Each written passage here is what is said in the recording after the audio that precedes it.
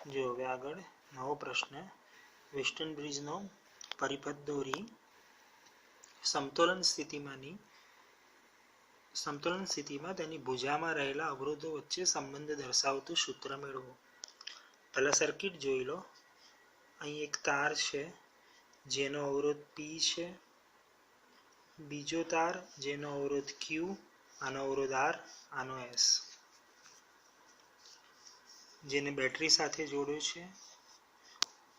બેટરીમાંથી વહેતો પ્રવાહ I બતાવ્યો છે। અહીંથી આવીને I ના બે ભાગ થયા, જુઓ I1, અહીં ગયો I2।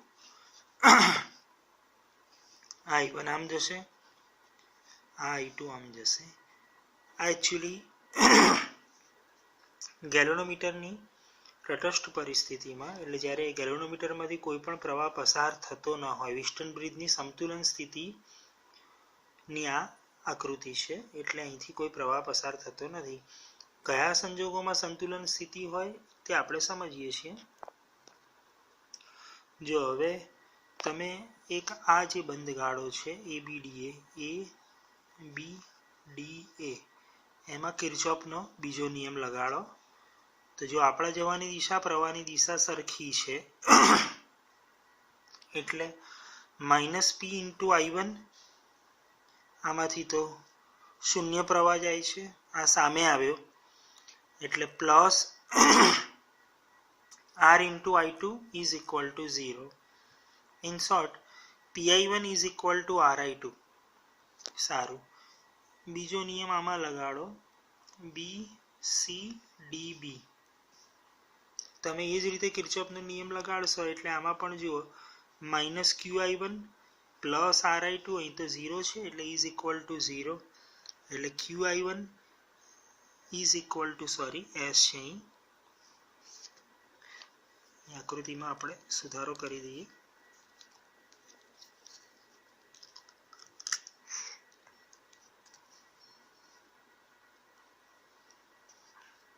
રાઈટ,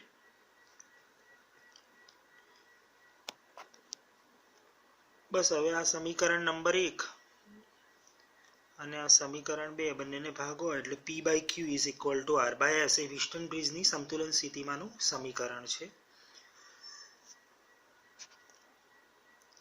પછી જુઓ પ્રયોગશાળામાં વપરાતા વેસ્ટર્ન બ્રિજની રચના અને કાર્યપદ્ધતિ।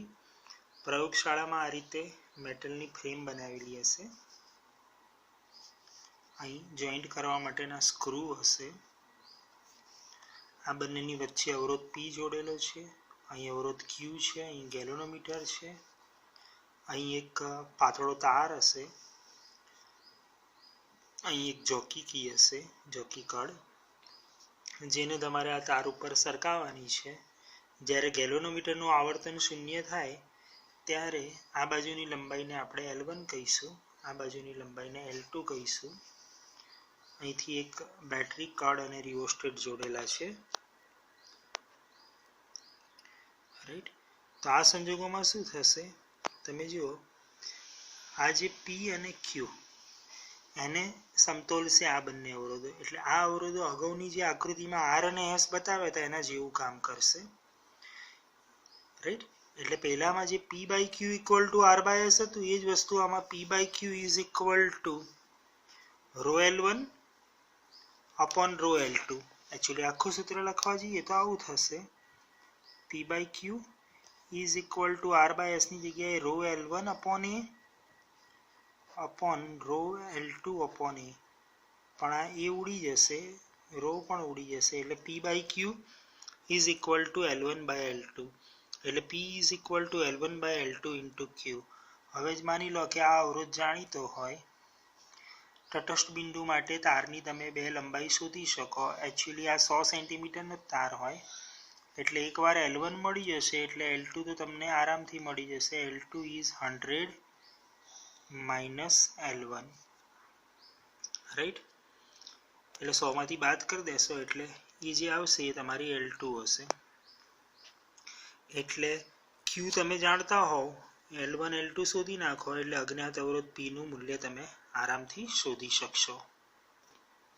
પછી આવે છે પોટેન્શિયોમીટર।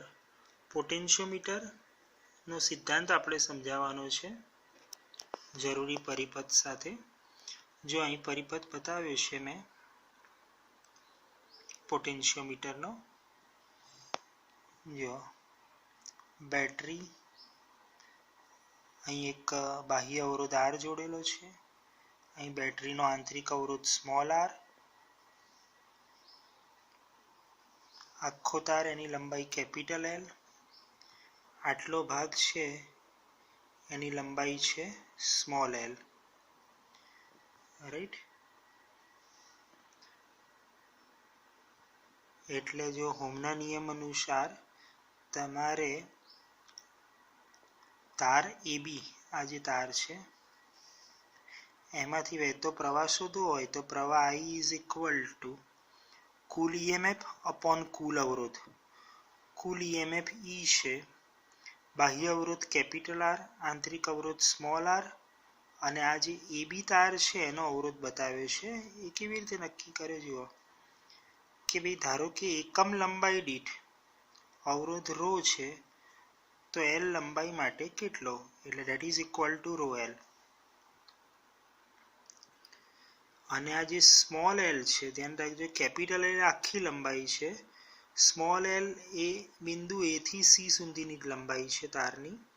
હવે ધારો કે મારે બિંદુ A અને C વચ્ચેનો PD વિદ્યુત સ્થિતિમાનનો તફાવત શોધવો હોય તો બહુ સરળ છે. V related to small l, કોઈ પણ V એટલે પ્રવાહ ગુણ્યા સંલગ્ન અવરોધ. તો પ્રવાહ તો અહીં છે જ, E upon R plus capital L rho plus small r into અવરોધ. હવે એકમ લંબાઈનો રો તો સ્મોલ l લંબાઈનો કેટલો થશે, સ્મોલ l ઇન્ટુ રો થશે. એટલે આ સ્મોલ l અને રો ગુણાકારમાં મૂકી દીધા. અહીં સ્મોલ l ને મેં સાઈડમાં રાખ્યો છે જેથી આપણે ચલણ સમજી શકીએ. આ આખું પદ અચળ છે એટલે એનો મતલબ V related to small l is directly પ્રપોઝનલ two L. Small l ને સંલગ્ન લંબાઈ સાથે સંલગ્ન વિદ્યુત સ્થિતિમાનનો તફાવત, રાઈટ, સ્મોલ l એટલે આપેલી લંબાઈના સમપ્રમાણમાં છે. આ જે VL અપોન L આવ્યું, રાઈટ, આપેલી લંબાઈને અનુરૂપ વિદ્યુત સ્થિતિમાન ભાગ્યા લંબાઈ, જેને આપણે વિદ્યુત સ્થિતિમાન પ્રચલન કહીએ છીએ, જેનું એકમ વોલ્ટ પર મીટર છે. એ રાશિને શું કહીએ છીએ, વિદ્યુત સ્થિતિમાનનું પ્રચલન. આની ઉપરથી આપણે પોટેન્શિયોમીટરનો સિદ્ધાંત લખી શકીએ કે અવરોધક તારના કોઈ પણ બે બિંદુ વચ્ચેનો PD વિદ્યુત સ્થિતિમાનનો તફાવત તે બે બિંદુઓ વચ્ચેના અંતરના સમપ્રમાણમાં હોય છે.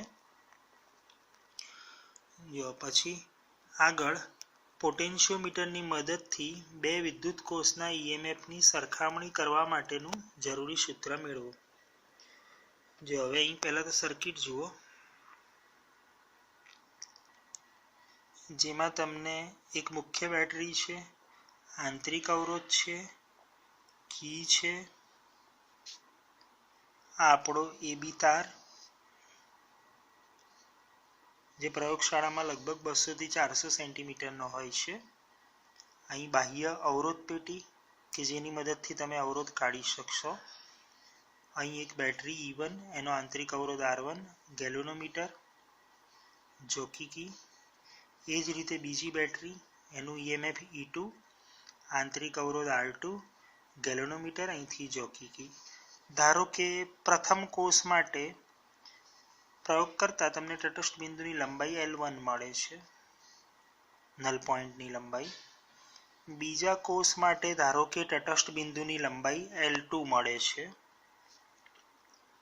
રાઈટ, જે અહીં લખ્યું છે એ પ્રમાણે જોતા જઈએ. પ્રથમ E1 વિદ્યુત કોષને પોટેન્શિયોમીટર તથા ગેલ્વેનોમીટર સાથે જોડો.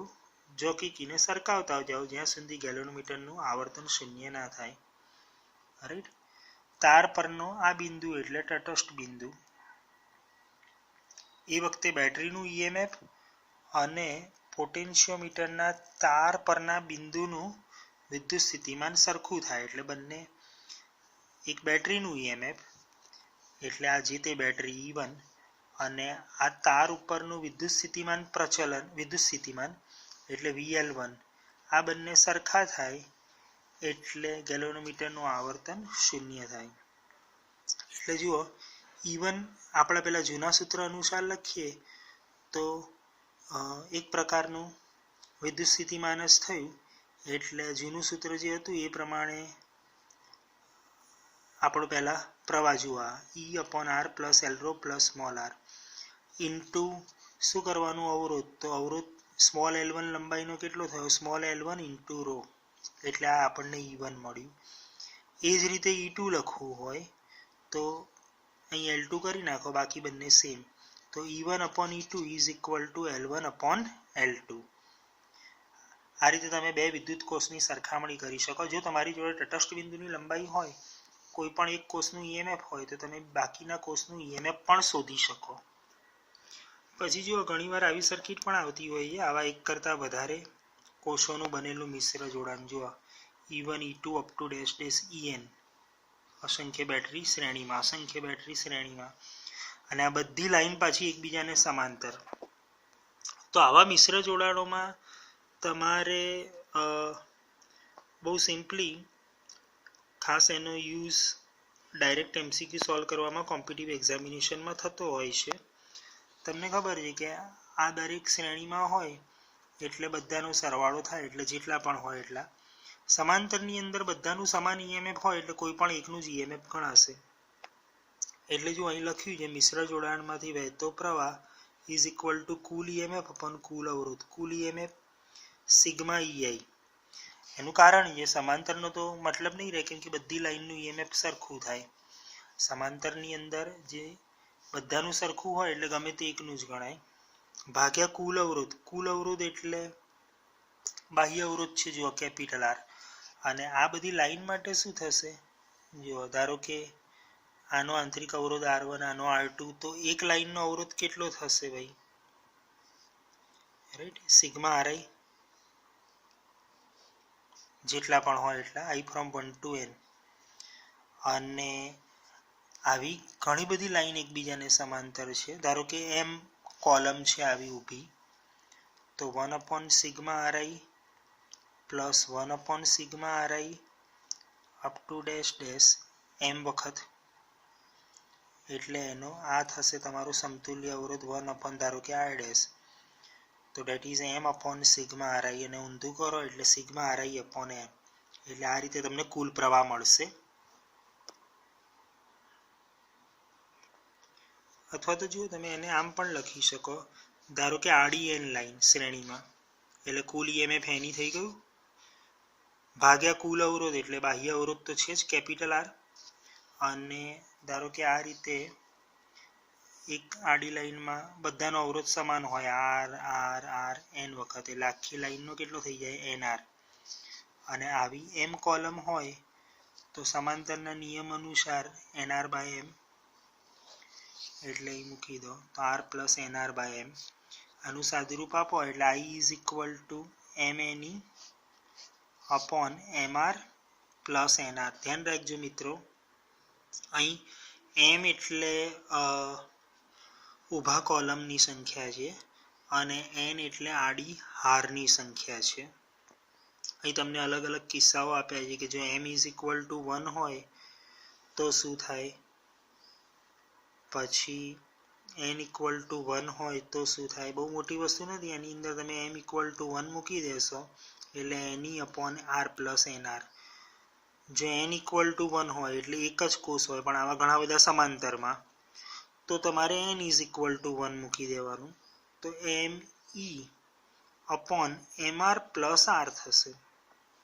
તો મિત્રો આ જે વાત થઈ એ શ્રેણી જોડાણની, આમ આપણે સમગ્ર ચેપ્ટર નંબર 3 અહીં એની થિયરીઓ સમજી છે.